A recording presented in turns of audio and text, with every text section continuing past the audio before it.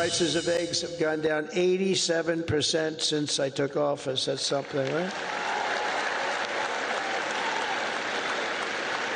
But the price of food has gone down, and mortgage rates are down, and gasoline prices just hit $1.88 a gallon in 3 states. Can you believe it? It was at $3.50.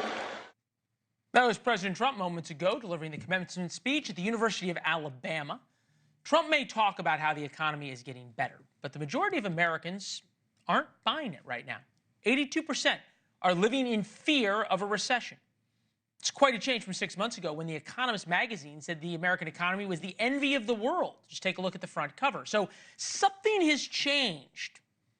The panic has set in, and maybe what's changed is that the media is now gleeful over a possible recession.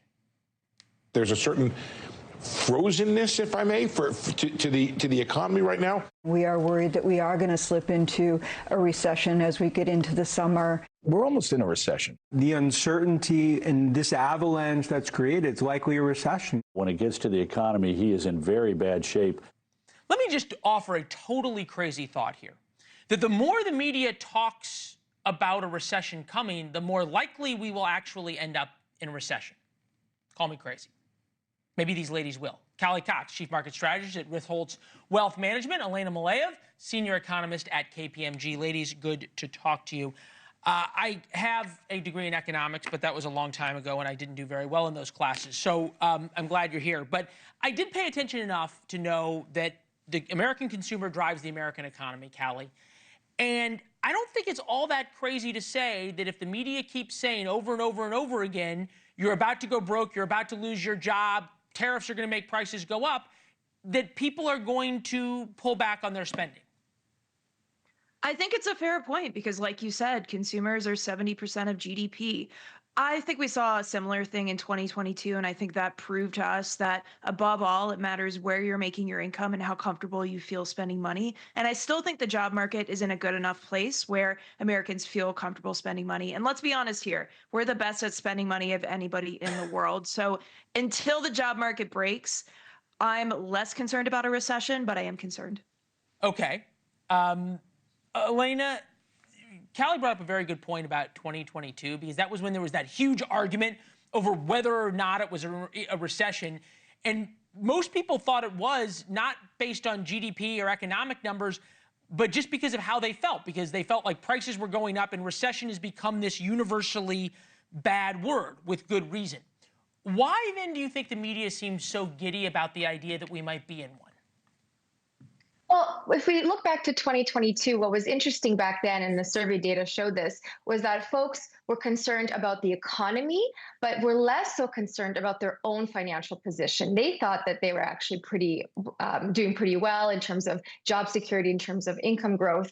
That has really changed a lot ever since the last few months, when we've had a lot more uncertainty in the economy, and folks are now starting to say they don't feel as much job security, and they're worried about those higher costs eating away at their ability to afford things. I get that. But I keep going back, Callie, to what we're being told. And I am just perplexed by the excitement over the possibility of a recession. Do you understand it?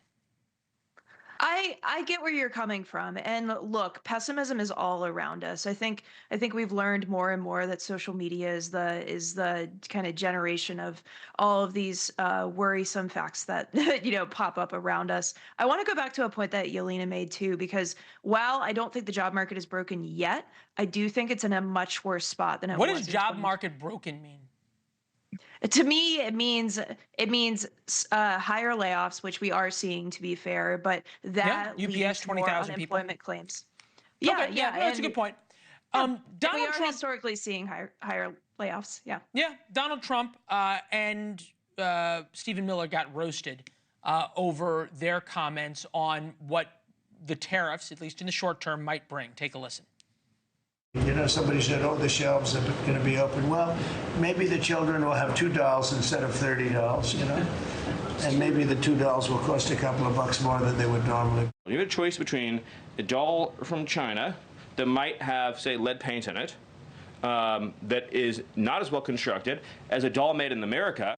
and those two products are both on Amazon, that yes, you probably would be willing to pay more for a better made American product.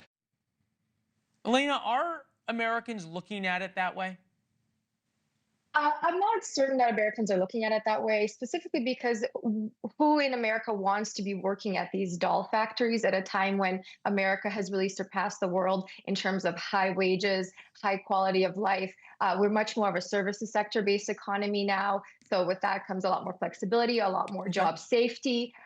And so, yeah, perhaps there'll be some households and perhaps more wealthier households that don't have that same sticker shock, but the lower to middle income households are not going to look at a doll and say, I'm willing to pay way more because it was made in the US. And I also don't believe we'll have those kinds of dolls anytime soon. Thank you for watching. Subscribe below and download our NewsNation app right now on your phone, and you will get fact-based, unbiased news for all Americans.